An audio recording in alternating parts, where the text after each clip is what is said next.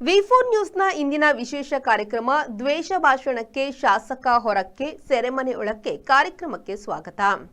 ಭಾರತದಲ್ಲಿ ಒಂದಲ್ಲ ಎರಡು ಒಂದಲ್ಲ ಎನ್ನುವುದೇ ಸತ್ಯ. ಹೇಗೆ ನೋಡೋಣ ಬನ್ನಿ. ಭಾರತದಲ್ಲಿ ಇಂದು ಸುದ್ದಿಯಾಗುವ ಪ್ರಮುಖ ವಿಷಯ ದ್ವೇಷ ಭಾಷಣ. ಅದು ಭಾಷಣವೇ ಆಗಬೇಕೆಂದೇನೂ ಇಲ್ಲ. ಜಾಲತಾಣದ ಯಾವುದೋ ಮೂಲದಿಂದ ಸುಳ್ಳಿನ ಮುಲಾಮಿನೊಡನೆ ಕೂಡ ಅದು ಎದ್ದು ಬರಬಹುದು. ಈ ದ್ವೇಷ ಭಾಷಣ ಇಲ್ಲವೇ ಹೇಳಿಕೆಗಳಿಂದ ಸಂತೋಷಗೊಳ್ಳುವವರು ಕೆಲವರು, ದ್ವೇಷ ಹೆಚ್ಚಿಸಿಕೊಳ್ಳುವವರು ಕೆಲವರು, ದೇಶ ಎತ್ತ ಸಾಗಿದೆ ಎಂದು ಕಂಗಾಲಾಗುವವರು ಕೆಲವರು ಎಂದು ಜನರು ಮೂರಾಬಟ್ಟೆಯಾಗಿದ್ದಾರೆ. ಯಾವುದಕ್ಕೂ ತಲೆ ಕೆಡಿಸಿಕೊಳ್ಳದವರು ಕೆಲವರಿರುವರಾದರೂ ಆ ಸಂಖ್ಯೆ ನಗಣ್ಯ. ಅಬ್ಬಾಸ್ ಅನ್ಸಾರಿಯವರು ಉತ್ತರ ಪ್ರದೇಶದಲ್ಲಿ ತನ್ನದೇ ಎಸ್ಪಿ ಸುಹೇಲ್ ದೇವ್ ಭಾರತೀಯ ಸಮಾಜ ಪಕ್ಷ ಸ್ಥಾಪಿಸಿ ಶಾಸಕರಾಗಿದ್ದಾರೆ.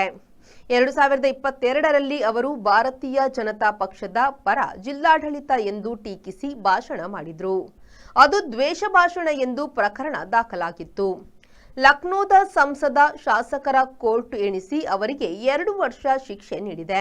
ಏಕೆಂದರೆ 2 ಇಲ್ಲವೇ 2+ ವರ್ಷ ಶಿಕ್ಷೆಯಾದರೆ ಶಾಸಕ ಇಲ್ಲವೇ ಸಂಸದ ಸ್ಥಾನ ಹೋಗುತ್ತದೆ. 2.5 ವರ್ಷದ ಹಿಂದೆ ರಾಹುಲ್ ಗಾಂಧಿ ಅವರಿಗೆ ಕೂಡ ಮೋದಿ ಸರ್ನೇಮ್ ವಿವಾದದಲ್ಲಿ ಗುಜರಾತ್ ಕೋರ್ಟ್ 2 ವರ್ಷ ಶಿಕ್ಷೆ ನೀಡಿತ್ತು. ತಡ ಮಾಡದೆ ಅವರ ಸಂಸದ ಸ್ಥಾನ ಕಸಿಯಲಾಗಿತ್ತು. ಸರ್ವೋಚ್ಚ ನ್ಯಾಯಾಲಯವು ಆತುರವನ್ನು ಪ್ರಶ್ನಿಸಿ ಗುಜರಾತ್ ಕೋರ್ಟಿನ ಆದೇಶಕ್ಕೆ ತಡೆ ನೀಡಿದಾಗ ಮತ್ತೆ ರಾಹುಲ್ ಗಾಂಧಿಯವರ ಸಂಸದ ಸ್ಥಾನ ಮರುಸ್ಥಾಪಿಸಲಾಗಿತ್ತು. ಆನಂತರ ಸಿಂಧೂ ನದಿಯಲ್ಲಿ ಅದೆಷ್ಟೋ ನೀರು ಹರಿದು ಮತ್ತೆ ಲೋಕಸಭೆ ಚುನಾವಣೆ ನಡೆದು ರಾಹುಲ್ರು ಗೆದ್ದಿದ್ದಾರೆ. ಪ್ರಧಾನಿ ಮೋದಿಯವರು ಗೆದ್ದಿದ್ದಾರೆ. ಆದರೆ ಬಿಜೆಪಿಗೆ ಈ ಬಾರಿ ಸಂಸತ್ತಿನಲ್ಲಿ ಸ್ವಂತ ಬಲವಿಲ್ಲ. ಎನ್ಡಿಎ ಮೈತ್ರಿ ಕಡಿಯುವಂತಿಲ್ಲ, ಕಾಂಗ್ರೆಸ್ ಅನ್ನು ಕಡೆಗಣಿಸುವಂತಿಲ್ಲವಾದ್ದರಿಂದ ಲೋಕಸಭೆಯ ಪ್ರತಿಪಕ್ಷದ ನಾಯಕನಾಗಿ ರಾಹುಲ್ ಗಾಂಧಿಯವರನ್ನು ಆರಿಸಲಾಯಿತು. ಅದಕ್ಕೆ ಹಿಂದಿನ 10 ವರ್ಷ ಲೋಕಸಭೆಯಲ್ಲಿ ಪ್ರತಿಪಕ್ಷದ ನಾಯಕನನ್ನು ಆರಿಸದೆ ತಾರತಮ್ಯ ಆಡಲಾಗಿತ್ತು.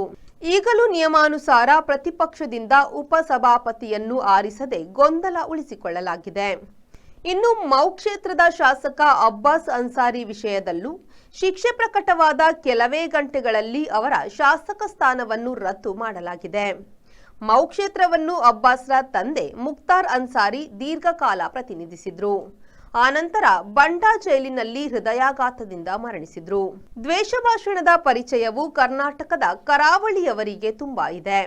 ಜನಪ್ರತಿನಿಧಿಗಳು ಬಿಡಿ, ಸಾಮಾನ್ಯರು ಮಾಡಿದ ದ್ವೇಷ ಭಾಷಣಕ್ಕೆ ಕೂಡ ಇಲ್ಲಿ ಶಿಕ್ಷೆಯಾಗುತ್ತಿಲ್ಲ. ಗಡೀಪಾರು ಹಿಂದೆಯೂ ಆಗಿದೆ, ಈಗಲೂ ಪಟ್ಟಿ ಸಿದ್ಧವಿದೆ. ಪಟ್ಟಿ ಬಂದ 12 ಗಂಟೆಯಲ್ಲೇ ಪ್ರಭಾವಿಗಳಿಬ್ಬರು ಉಚ್ಚ ನ್ಯಾಯಾಲಯದಿಂದ ನಿರೀಕ್ಷಣಾ ಜಾಮೀನು ಪಡೆದಿದ್ದಾರೆ. ದ್ವೇಷದಲ್ಲಿ ದೋಷ ಎಲ್ಲಿದೆ ಹುಡುಕಬೇಕಷ್ಟೇ ಎಂದು ಹೇಳುತ್ತಾ ಇಂದಿನ ದ್ವೇಷ ಭಾಷಣಕ್ಕೆ ಶಾಸಕ ಹೊರಕ್ಕೆ ಸೆರೆಮನೆಯೊಳಕ್ಕೆ ವಿಶೇಷ ಕಾರ್ಯಕ್ರಮವನ್ನು ಮುಗಿಸ್ತಾ ಇದ್ದೇವೆ. ನಿರಂತರ ಸುದ್ದಿ ಮತ್ತು ಮನರಂಜನೆಗಾಗಿ ನೋಡ್ತಾ ಇರಿ ವಿ4 ನ್ಯೂಸ್.